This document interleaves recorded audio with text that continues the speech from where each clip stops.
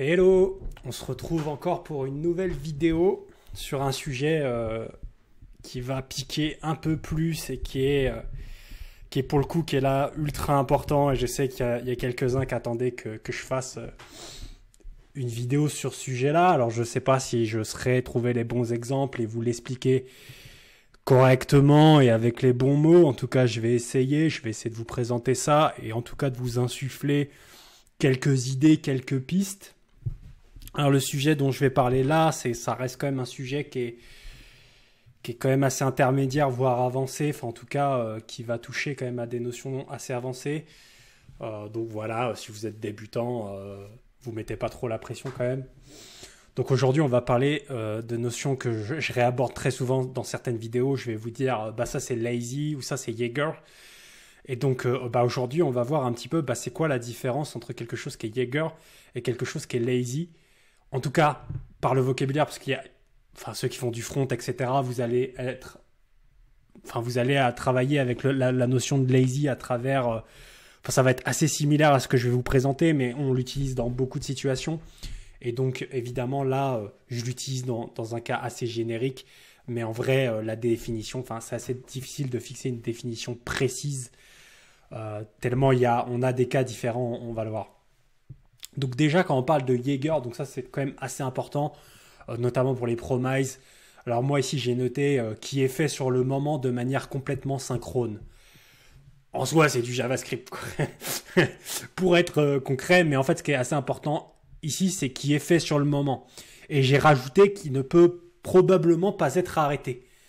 Et ça c'est pareil, c'est une notion, dans une vidéo j'en ai parlé où j'ai dit que c'était la notion de contrôler l'exécution d'un code est complètement contre-intuitive pour beaucoup de développeurs, parce que tout le monde a le sentiment de contrôler le code, mais vous ne le contrôlez pas. C'est-à-dire que quand vous appelez une fonction, elle s'exécutera probablement, en tout cas une fonction synchrone, et ce qui est normal, elle s'exécutera de A à Z sans que vous ne puissiez à aucun moment arrêter l'exécution de cette fonction. C'est-à-dire que pour Y ou Y raison, si vous avez envie d'arrêter en plein milieu, vous n'allez pas pouvoir l'arrêter. Donc ça, c'est un gros défaut. Ça peut vous paraître anodin, mais en fait, c'est super important, cette notion de contrôle. On va le voir dans la notion de lazy. Ça va vous apporter des choses qui sont démentiellement importantes.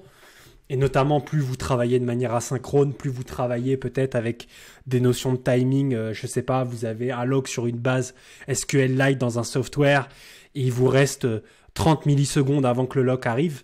Vous avez un code qui s'exécute sur ce délai de 30 millisecondes. S'il en prend 35, vous marchez sur la marge dans laquelle vous êtes censé faire une opération au sein de votre SQLite, etc., etc. Donc, avoir du contrôle sur le code, plus vous êtes un développeur de haut niveau, plus c'est monstrueusement important.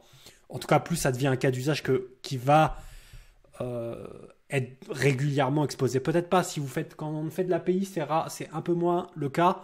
Mais on verra que le lazy, c'est quand même super important. Quand vous gérez des fichiers, vous faites des traitements sur des fichiers qui sont lourds, ou ce genre d'opération, c'est là que ça va être très très important. Donc Jaeger, typiquement, une chose que les gens ignorent, les promises, donc par extension, les fonctions asynchrones, quand vous avez le mot-clé async, elles sont Jaeger. Ça veut dire qu'à partir du moment où on les appelle, le code qui est à l'intérieur va s'exécuter de manière synchrone. Typiquement, là j'ai un exemple, un do work avec un console log head. Donc là, les gens, c'est vrai qu'ils ont un peu une vision quand on parle de méthode async, qui s'imaginent peut-être quelque chose qui est exécuté dans un thread en parallèle. Mais non, tout ça c'est complètement synchrone. Le code que j'ai fait là, par exemple, c'est un très mauvais code. Si j'avais que ça, ne faites jamais ça. Cette fonction async ne sert strictement à rien. Vous allouez les promises en mémoire, etc. C'est inutile, mais pourtant il y en a beaucoup qui le font. Il y en a beaucoup justement qui vont croire que ça va rendre asynchrone leur code, alors que non. Donc là, typiquement, ce que beaucoup vont s'attendre, c'est que en termes de console log, donc là, j'ai mis 3 console log. J'ai un A, j'ai et j'ai O. Et en fait, ce qui se passe, c'est qu'il y a beaucoup qui se disent « Ah ça c'est un synchrone, donc en fait, je vais avoir O en premier, puis A, puis éventuellement Enfin, en tout cas, c'est comme ça que beaucoup vont penser. Alors, c'est complètement faux. Le A va s'exécuter en premier, puisque ça c'est Jaeger, donc c'est pour ça qu'on utilise le terme de Jaeger, mais on peut utiliser le terme de synchrone. Ça va s'exécuter de manière synchrone, et donc on aura Je pense que je peux l'exécuter là, ça va fonctionner. Bam. Non, pas le JPEG s'il te plaît. Voilà, c'est mieux. Et voilà, on va avoir A, O. Et pourquoi le il s'exécute après? Parce que, ironiquement, le c'est le seul élément qui est lazy, puisqu'en fait, on lui dit .zen callback. Donc là, en fait, on renseigne, on dit, en fait, à l'event loop, dans une des queues, en gros, on lui dit, exécute ce callback quand la promise sera résolue, dans une phase qui s'appelle... dans une phase qui servira à résoudre les réponses des promises. Il y a des phases un peu particulières dans l'event loop. Bon, là, après, il faudrait descendre dans l'event loop. On va pas partir là-dessus dans cette vidéo. Mais en tout cas, c'est la seule phase de ce code-là où on dit de manière lazy. Donc là, typiquement, je peux utiliser ce terme-là. Le .zen sera exécuté de manière lazy puisqu'il sera schedulé lorsque la réponse de doWork sera renvoyée. Donc là, typiquement, d'ailleurs, un truc qu'on peut faire aussi, c'est ça. On retourne... ici, et du coup là on récupère la value qu'on va console log. Donc là ça serait la même chose. Donc comme j'ai dit, la résolution de cette promesse qui est sera exécutée. Donc déjà quand la promesse sera terminée, évidemment, quand toutes les actions seront terminées, mais elle sera en plus de ça schedulée au sein de l'event loop, au sein d'une partie bien spécifique. Donc elle n'a pas lieu de manière instantanée. Je veux dire, en fait, si c'était de manière instantanée et synchrone, on aurait eu A, et O. Bon, là, c'est pas le cas, on voit en fait. Et donc tout ça, c'est prévisible. Vous voyez, on peut prévoir, rien qu'en lisant, d'ailleurs, j'entends beaucoup dire, mais tout ça, c'est asynchrone, c'est pas prévisible. Si, tout ça, c'est prévisible. Hein. Si vous comprenez comment l'event loop fonctionne, moi, je comprends très bien à quel niveau, à quel moment chaque code synchrone et chaque code schedulé seront exécutés. Donc ça, c'est aussi quelque chose d'assez important et assez sous-estimé. C'est un skill qu'on pense inutile, mais en fait qui est super super utile si vous voulez devenir de plus en plus bon. Donc là on a vu un petit peu pour la notion de Jaeger, et donc cette notion de Jaeger d'exécuter, je pense que beaucoup des développeurs un peu plus expérimentés vont là me comprendre un petit peu. C'est très problématique parce que on n'a pas envie de créer des fonctions qui vont s'exécuter instantanément, parce que peut-être que dans notre fonction on va faire des opérations synchrones qui seront assez lourdes au début avant d'utiliser un await. Donc en fait, si on en exécute, imaginons qu'on doit exécuter ça 4000 fois, on n'a peut-être pas envie de l'exécuter 4000 fois dès le début, mais plutôt de granuler l'exécution de ces fonctions. Si on en a 4000, peut-être les exécuter par groupe de 100. Enfin, vous voyez, et en fait, cette notion de Jaeger va nous impacter monstrueusement, et donc il va falloir faire attention. Donc certains vont utiliser la technique de reconcaténer dans une autre fonction et d'appeler cette fonction un peu plus tard. Mais vous voyez, en fait, on doit trouver des techniques pour pas que ça s'exécute d'un coup, parce que sinon, on exécutera d'un coup un code synchrone qui bloquera éventuellement notre event loop pendant un temps donné, qui n'est pas du tout bon, en fait. On perd du contrôle sur l'exécution de notre code, et peut-être que on va perdre un délai de 200 millisecondes qui sera pas prévu dans notre code. Donc, vous voyez, c'est des sujets qui peuvent devenir assez importants quand vous voulez vraiment un contrôle précis de votre exécution. Donc au contraire, si on passe sur lazy, donc là c'est un peu plus compliqué. Lazy, moi j'ai résumé ça, et évidemment c'est ouvert à critique. Là je résume ça en français, j'essaye de trouver des mots. J'ai mis s'exécute à la demande, / à travers le temps, / lors du déclenchement d'un événement ou d'une interaction. D'un événement au sens par exemple un event emitter ou un événement bas niveau, la lecture d'un fichier. Vous voyez, ça peut être des triggers bas niveau au niveau de l'OS. Mais ça peut être aussi des événements JavaScript normal, ou une interaction utilisateur qui va dans un navigateur par exemple. Donc ça, ceux qui travaillent peut-être avec des RxJS ou qui travaillent un peu déjà dans cette dynamique-là au niveau du front, de comprendre un petit peu. Je pense que cette notion de lazy va leur parler, parce que c'est des choses qui reviennent beaucoup, comme je le disais, sur des libres comme RxJS, mais il y en a d'autres probablement. Donc là, moi, je suis sur Node, donc je vais vous faire des démos sur Node, évidemment, mais je partirai pas dans des démos front. Mais voilà comment je définis lazy. Donc, s'exécute à la demande, éventuellement à travers le temps. On peut avoir quelque chose qui, à travers le temps et à travers des événements et des interactions, va s'exécuter lors du déclenchement de quelque chose de précis. Donc ça, on verra notamment avec les observables. Les observables, c'est quand il y a un subscriber qui vient s'ajouter à l'observable qu'on va exécuter le code, en tout cas le callback de notre observable. On va voir ça juste après. Alors typiquement, les exemples qui me venaient en tête là directement de ce qui est lazy, évidemment il y a les générateurs. Les streams sont une structure de nature lazy. Les observables sont lazy. Voilà, vous avez tout un tas de choses qui sont lazy, mais ça, c'est ce qui me vient directement en tête. Évidemment, il y en a probablement d'autres. Je les ai pas là directement. Au niveau des... Avant de passer vraiment à des exemples que j'ai un petit peu en dessous, mais que vous connaissez beaucoup, enfin, beaucoup ont déjà connu, mais je répète. Mais au niveau des avantages, pour moi, on a un meilleur contrôle sur l'exécution du code, typiquement comme les générateurs qu'on va voir en dessous. C'est nous qui contrôlons quand le code est exécuté. Mais ça pourrait être la même, vous savez, quand on fait des fonctions un peu query ou des choses comme ça, on a cette notion de parfois contrôler quand est-ce que le code est exécuté. D'ailleurs, dans certains langages, quand vous avez la notion de lazy, vous avez vraiment cette notion de contrôler quand est-ce que vous exécutez ce code-là ou à quel moment, etc. Gestion de la mémoire plus fine. Alors, c'est pas forcément une obligation, mais en fait, la nature de lazy nous pousse à avoir une gestion plus fine. On le verra après. Je vous expliquerai un peu les différences de style entre Jaeger et lazy, notamment dans tout notre programme. Mais en fait, ça nous pousse à écrire du code où notre gestion de la mémoire elle est beaucoup plus optimisée. Ou du moins, la façon dont on va coder va nous permettre d'avoir vraiment un contrôle. Vu qu'on a plus de contrôle sur l'exécution du code, donc déjà, ça veut dire qu'on exécute du processus de manière contrôlée, mais ça veut aussi dire effectivement, on le verra, qu'on n'alloue plus des gros blocs parce qu'on fait des gros processus et donc on se retrouve avec des allocations mémoire qui vont s'accumuler. Et donc la plupart du temps, quand on a du lazy, on a un contrôle de la mémoire plus fine. Typiquement quand on fait du stream, on ne stream pas les fichiers. Par exemple, quand on a 10 gigaoctets de fichiers, on fait des streams justement pour avoir une gestion de la mémoire qui est beaucoup plus fine. Donc ça c'est intéressant, mais c'est pas forcément obligatoire, mais en tout cas ça vient souvent avec ça. Et pour moi, ça pousse à la conception de code hautement optimisé et performant. En tout cas, c'est pas tout le temps vrai. Mais vous voyez, il y en a beaucoup qui s'acharnent sur le fait de algorithme, ce code-là, s'il est O1, je vais péter tout le monde. Mais en fait, le problème de ça, c'est quoi? C'est que ton code, il a beau être O1, mais si tu l'as mal conçu, que tu as mal réfléchi et qu'en fait, tu l'exécutes 4000 fois au lieu de 2 fois, et en fait, il a beau être O1, mon code lazy, il va te mettre 200 fois en termes de perf, en fait. Et tu vois, c'est la même chose avec un fichier. Ton code, il a beau être O1, le problème, c'est qu'il se prend un fichier de 10 gigaoctets. En fait, s'il n'est pas lazy, ton système, il va mourir. Donc, en fait, tu vois, ça, c'est super important. Et d'ailleurs, les gens, je reconnais beaucoup d'excellents développeurs quand ils commencent à avoir cette compréhension de ces structures qui sont beaucoup plus lazy, parce que ça te permet d'amener des codes et des conceptions vers des performances beaucoup plus intéressantes et même des conceptions plus intéressantes. L'inconvénient de ça, c'est que souvent, il y a une gestion des erreurs qui est beaucoup plus complexe, ou en tout cas, quand je dis beaucoup plus complexe, c'est-à-dire que ça va demander plus de rigueur, plus de compétences. Et souvent, dans certaines structures lazy, vous avez un risque de memory leak. Vous faites une erreur, vous oubliez de free une ressource et vous vous retrouvez dans un memory leak. Donc ça peut être...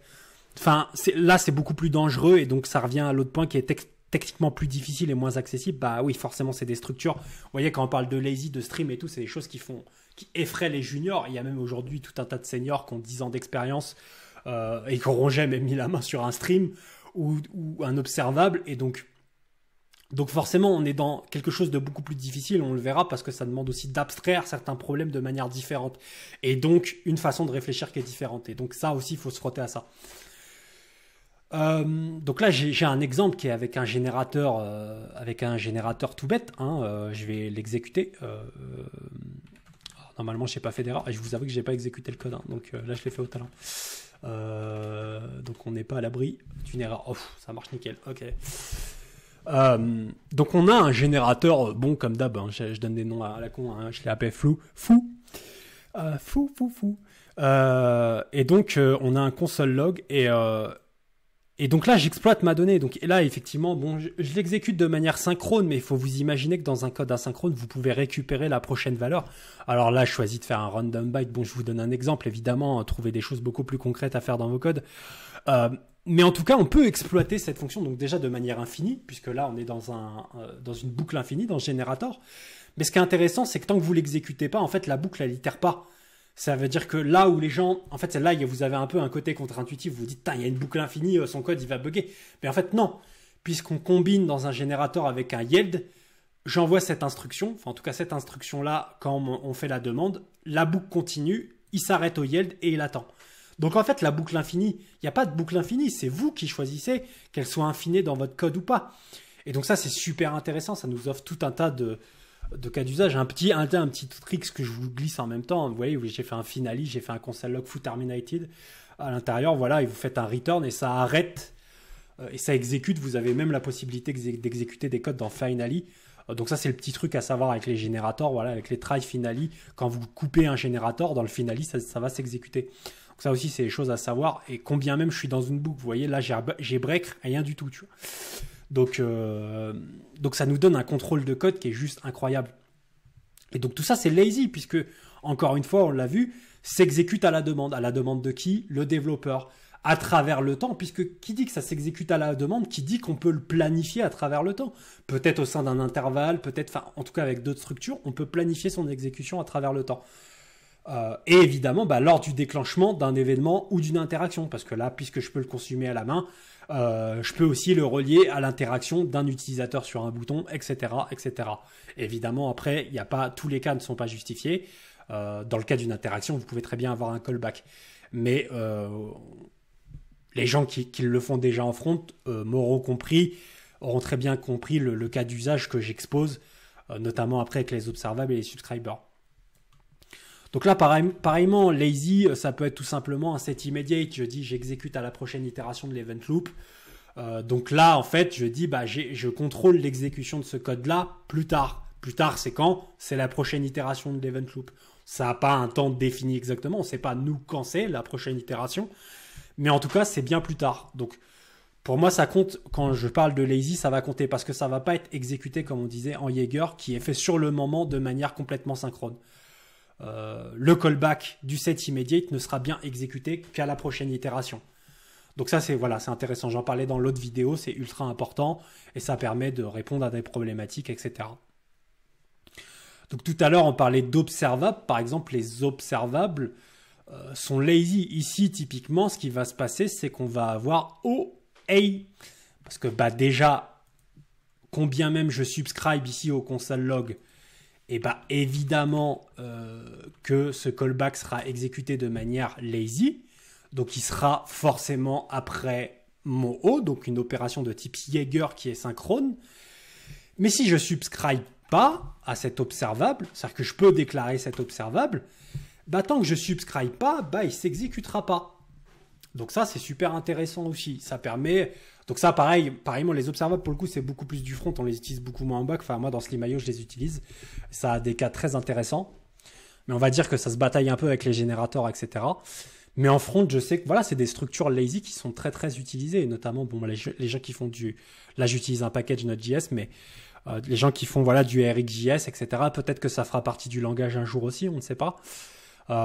Mais donc là, c'est aussi des choses très intéressantes à comprendre, etc., en tout cas à creuser. Si vous êtes junior, vous allez galérer au début, vous n'allez pas forcément ultra comprendre quel est l'intérêt de tout ça. Et donc, dans tout ce truc-là, il y a aussi une notion qui va venir après, qui est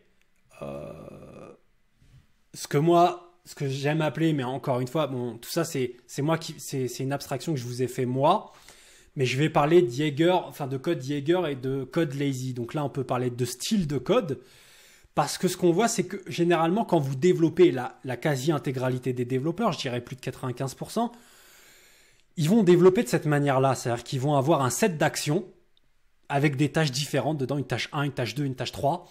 Et en fait, ils vont les exécuter en groupe. Ça veut dire que vous allez exécuter la tâche 1, 2, 3, éventuellement en utilisant en séquence si vous développez un peu, beaucoup font des séquences qui n'est pas bien. Et la bonne pratique, c'est que les gens ils vous disent tu fais un promise all. Et en fait, tu fais un promise all de ce groupe-là. Et quand tu as ce groupe-là, tu passes à ce groupe-là et tu fais tout ce groupe-là. Et quand tout ça, c'est fini, tu passes à la finalisation générale. Et là-dedans, ce qu'il faut comprendre, c'est que le temps que... peut-être que tu as récupéré la tâche 1 en 10 millisecondes, mais que tu as récupéré la 3 en 2 secondes.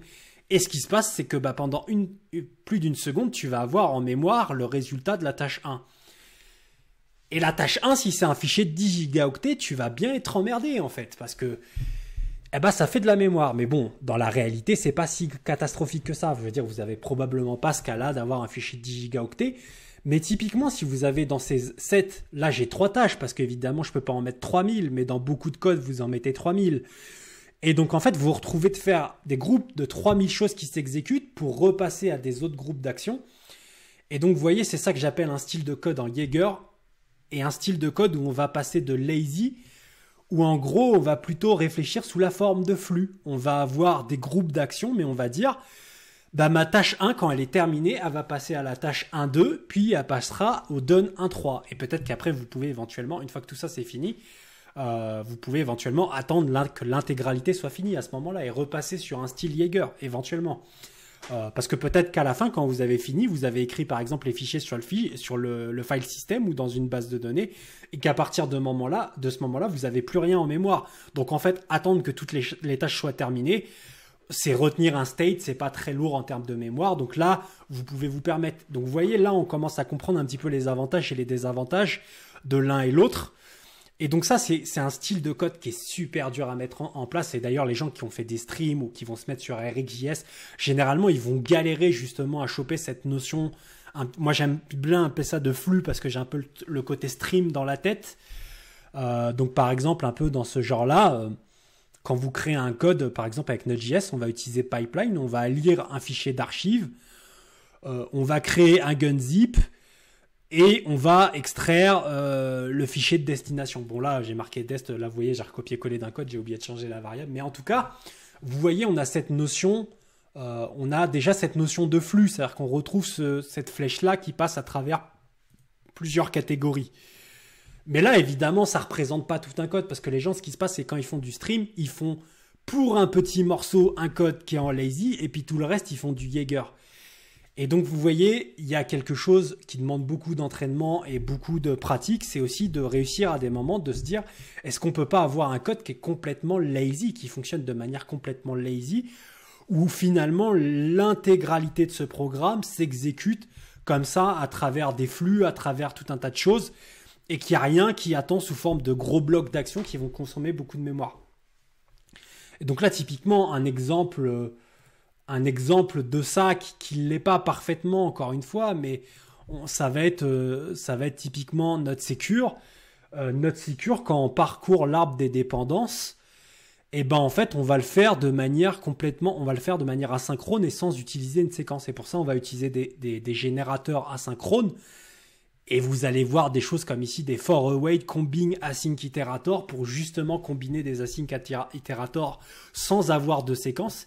Et ce qui se passe, c'est que quand on navigue à travers l'arbre des dépendances, et ben en fait, à chaque fois, ça va recréer une cassure qui va redéboucher. Donc en fait, si vous avez 10 packages, et ben en fait, le code va s'exécuter sur 10 packages en parallèle et il va défiler sur l'arbre. Et ce qui est magnifique là-dedans, c'est qu'il recombine les itérators de manière,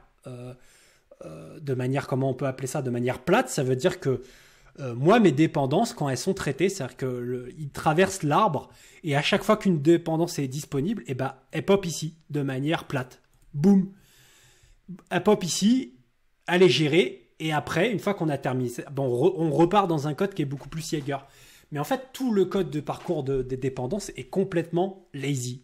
Il est lazy dans sa façon de parcourir l'arbre. Et donc ça, c'est super intéressant. Et dans le cadre de notre Secure, en fait, ça fait que c'est super. Enfin, en tout cas, moi, des tests que j'ai fait, ça permet de faire quelque chose de très performant parce que finalement, l'event loop, le temps d'effectuer les calls asynchrones, les vérifications de tarball, etc. Et ben en fait, elle a le temps de naviguer sur tout l'arbre, d'effectuer les traitements en même temps et de terminer, ce qui fait que, en fait, en réalité, l'event loop passe la plupart de son temps en mode idle et donc ça nous donne quelque chose de très performant, ce qui serait pas le cas si on avait fait ça sous forme de gros blocs, parce que ça aurait été beaucoup plus compliqué, il aurait fallu allouer beaucoup de mémoire, et donc là on se retrouve dans quelque chose de beaucoup plus granulaire où on utilise de la mémoire en fait au fur et à mesure qu'on parcourt cet arbre-là, même si dans les faits, par exemple dans ce parcours d'arbre, j'ai pas vraiment limité le nombre de nœuds maximum, ce qu'il faudrait faire, mais c'est quelque chose qui s'en rapproche. En tout cas, moi, c'est quelque chose que j'essaye de m'entraîner. J'en suis pas encore là exactement. Mais en tout cas, voilà, notre Secure Scanner, si vous voulez jeter un œil, etc. Encore une fois, c'est un exemple et c'est pas forcément... Il y a plein de façons d'approcher ces problèmes-là. Mais en tout cas, voilà, pour moi, le scanner est un exemple qui s'approche de cette façon de coder et de ce lazy style. Un autre exemple qu'on pourrait reprendre, c'est par exemple... j'ai ce petit code que j'ai fait avec une lib qui s'appelle Slim.io Iterator, que c'était un truc que je m'étais fait pour le fun. Et en fait, le truc, c'est que ce code-là, alors il fait plein de trucs à la mimine qu'il ne faudrait pas faire dans la réalité, mais ce qui est super intéressant, c'est qu'il va aller lire un fichier JavaScript. Donc on est avec un stream, donc on a une watermark, donc par exemple il va lire 64 kilobytes par 64 kilobytes, donc si c'est un gros fichier, et il va aller afficher les lignes avec le code. Donc là, je vais vous montrer un petit peu. On fait ça, on fait node lazy style, lazy, hop. Non, file to stdout, voilà, je suis perdu. Et on va lui redonner le fichier. Et si on l'exécute, et ben en fait, ce qui se passe, c'est qu'il me réaffiche avec le numéro des lignes. En fait, c'est ce que fait ce code-là avec chaque numéro de ligne. Mais en fait, ce qui est assez intéressant avec tout ça, c'est qu'il a traité de manière complètement lazy le code, c'est-à-dire qu'il le traite ligne par ligne. Ligne par ligne, il va aller afficher la ligne plus le texte de la ligne et il va faire ça ligne par ligne. Donc ça qui est très intéressant, il va le faire en exploitant un nombre de mémoire limité, c'est-à-dire qu'à chaque fois, il va exploiter le stream, donc ici, la watermark est, je crois, par défaut de 64 kilobytes. Et il va aller afficher au fur et à mesure chaque ligne. Et donc ça, c'est super intéressant parce que typiquement, si on transformait un peu ce programme, on pourrait choisir, l'utilisateur pourrait dire, eh ben moi, je choisis d'afficher, par exemple, la ligne 0, 1, mais tant que je ne dis pas suivant, eh ben en fait, je ne continue pas d'exploiter mon stream et je ne continue pas d'exécuter ce code qui va me prendre de la performance. Donc si mon fichier il fait 9000 lignes, typiquement dans un style Jaeger, je vous disais tout à l'heure, vous ne pouvez pas l'arrêter. Et ben quand je dis ça, c'est qu'en fait, dans un style Jaeger, vous allez exécuter vos 9000 lignes dans le terminal et vous pourrez à aucun moment arrêter cette exécution. Ou en tout cas, si vous l'arrêtez, ce qui se passera, c'est que vous aurez en mémoire vos 9000 lignes de code et c'est probablement pas ce que vous voulez. Alors, ce qui se passe là, à travers le code que je vous démontre, c'est qu'on peut afficher ligne par ligne. Et ce qui est magique là-dedans, c'est qu'on a en mémoire à chaque fois uniquement la ligne qu'on affiche à l'instant T. Bon, évidemment, on a en mémoire aussi ce qui est dans votre terminal, puisque vous envoyez vers la sortie standard, etc. Mais dans votre programme, en fait, finalement, en mémoire, bon, c'est pas forcément que la ligne, parce qu'après, bon, encore une fois, le stream a une watermark, etc. Mais vous pouvez contrôler tout ça. Donc, on revient sur les avantages du lazy, qui est meilleur contrôle sur l'exécution du code, gestion de la mémoire beaucoup plus fine, on le voit. Donc là, on peut gérer ligne par ligne ou selon les conditions qu'on veut. Pousse à la conception de code hautement optimisé et performant. Et donc, c'est vrai. Après, ça dépend comment, ce troisième argument, ça dépend comment on le tourne et on le voit. Finalement, faire des codes complètement Jaeger qui seraient en O1, en fait, c'est bien. En fait, dans plein de situations, il faut absolument avoir des algorithmes optimisés quand, voilà, on veut faire un calcul mathématique. Il n'y a pas de notion de lazy là-dedans. Il faut, la plupart du temps, l'exécuter de manière Jaeger et l'optimiser de la manière le plus propre possible. Mais du coup, le lazy, ça nous donne, dans la façon de concevoir, de pouvoir aboutir des codes plus performants vis-à-vis des besoins de votre utilisateur ou de votre programme.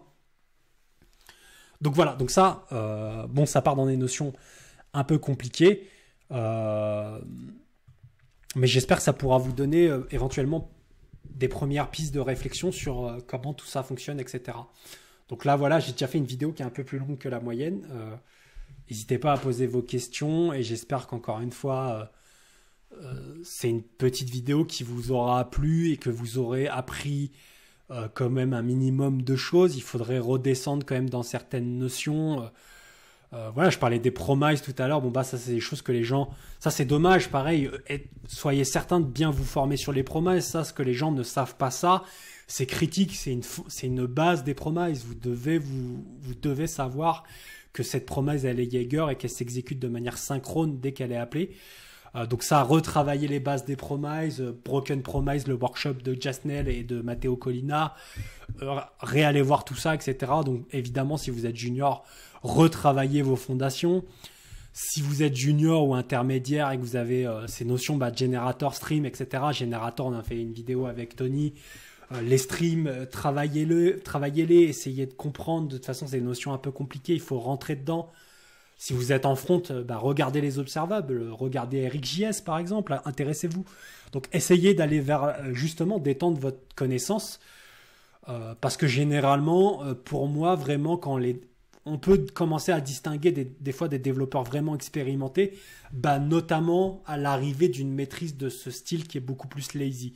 En tout cas, pour moi, ça fait vraiment partie des choses, une palette, un spectre de compétences qui peut être maîtrisé. Voilà. Merci d'avoir regardé cette vidéo comme d'hab. Et ciao, à la prochaine.